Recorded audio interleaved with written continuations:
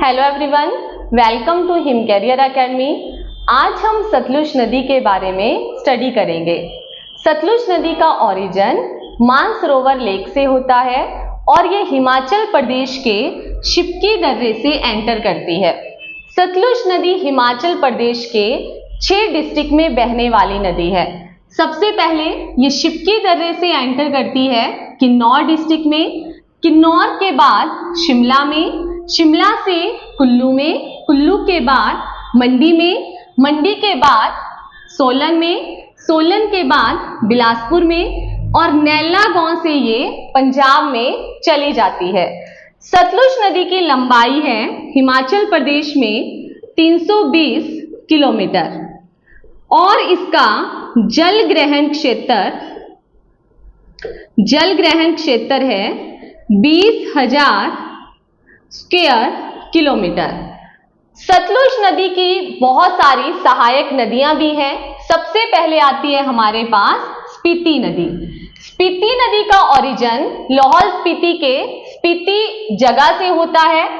स्पीति के किनारे सबसे पहले यहाँ पे आता है काजा, उसके बाद इसकी ट्रिब्यूटरीज हैं, जैसे फर्स्ट आएगी चियांग रिवर, टेगप्पो है और पिन है। उसके बाद यहाँ पे रोंगटोंग जल विद्युत परियोजना है जो 2 मेगावाट की है, जो हिमाचल प्रदेश की सबसे ऊंची जल विद्युत परियोजना है। स्पीति नदी के किनारे हमारे 4 मठ आते हैं, ताबो मठ, की मठ, ढंकर मठ और हासी मठ। ताबो मठ हिमाचल प्रदेश का सबसे पुराना मठ है और की मठ हिमाचल प्रदेश का सबसे बड़ा और ऊंचा मठ है। स्पीति नदी की टोटल लंबाई है 112 किलोमीटर और स्पीति नदी फिर किन्नौर के हांगरंग घाटी में प्रवेश करती है और आगे जाकर नाम गया खाब जगह में सतलुज नदी के साथ मिलती है। जहां पे स्पीति रिवर सतलुज नदी के साथ मिलती है वहां पे एक परियोजना बनाई गई है, नाम गया खाब परियोजना, जो टोटल 1020 मेगावाट की है। सतलुज नदी किन्नौर को 2 भागों में विभाजित करती है। किन्नौर में कुछ स्थान इसके किनारे हैं, जैसे हमारा पूह आ गया, फिर उसके बाद रिकांगपिओ है जो किन्नौर का हेडक्वार्टर है, कल्पा है, टापरी है, निचार है। इसके बाद इसमें जो ट्रिब्यूटरी आती है ये है बसपा रिवर। बसपा रिवर की टोटल लंबाई है 72 किलोमीटर। इसके किनारे यहाँ पे कामरू है, सांगला है और छितकुल है। छितकुल बसपा या सांगला घाटी का सबसे अंतिम गांव है और यहाँ की देवी का नाम है माथी। बसपा घाटी को सांगला घाटी के नाम से भी जाना जाता है। सांगला घाटी हिमाचल प्रदेश की सबसे सुंदर घाटी है।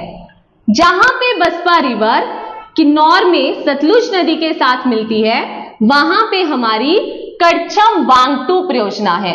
उसके आगे किन्नौर में यहाँ पर भाबा संजय जल विद्युत परियोजना है जो 120 मेगावाट की है और ये परियोजना हिमाचल प्रदेश की एकमात्र भूमिगत जल विद्युत परियोजना है।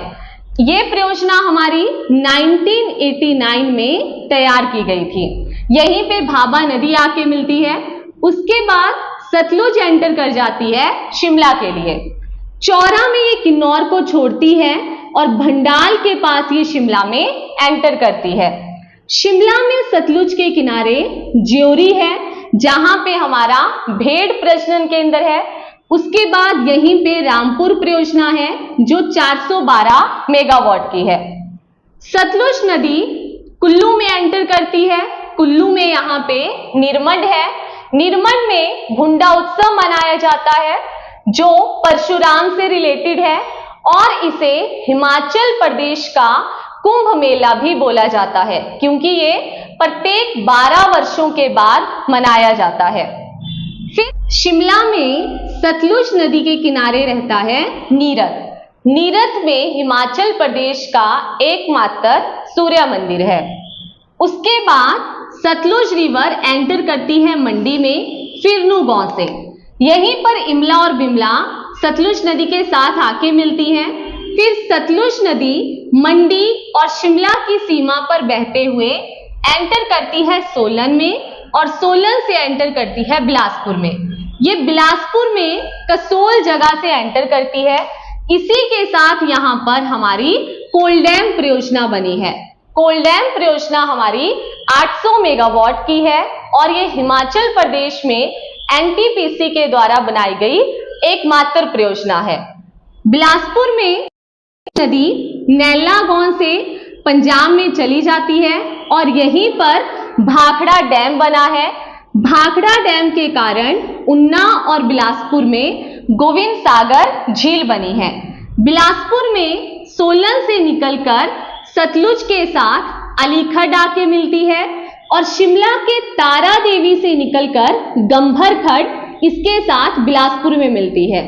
सिरखड़ मंडी से निकलकर बिलासपुर में आके मिलती है।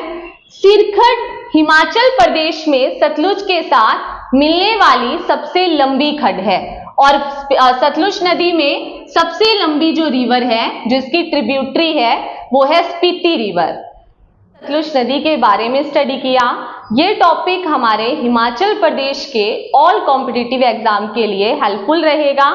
ऐसे ही और टॉपिक देखने के लिए आप हमारे चैनल को लाइक करें, सब्सक्राइब करें। Thank you so much.